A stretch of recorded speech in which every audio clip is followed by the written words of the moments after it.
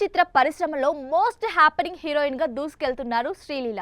ఇప్పటికే అర డజను సినిమాలతో బిజీగా ఉన్న ఈ బ్యూటీ తొలిసారి ఓ లేడీ ఓరియంటెడ్ మూవీలో నటించనున్నారని టాక్. అది కూడా హిట్ మూవీ మంగళవారం సీక్వెల్లో అంట.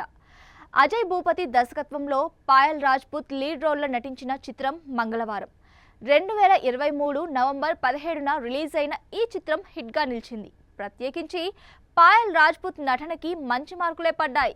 ఈ చిత్రానికి సీక్వెల్గా మంగళవారం 2 రూపొందనుంది.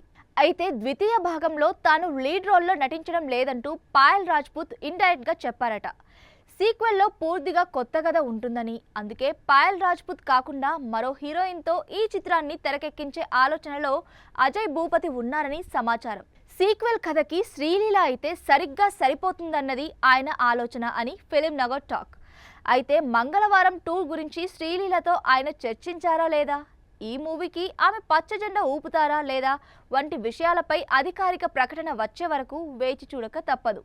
శ్రీలీల ప్రస్తుతం తెలుగులో నితిన్, రాబిన్హుడ్, రవితేజ మాస్ జాతర, పవన్ కళ్యాణ్ ఉస్తాద్ భగత్ సింగ్, తమిళంలో శివకార్తికేయన్తో పరాశక్తి మూవీ చేస్తున్నారు.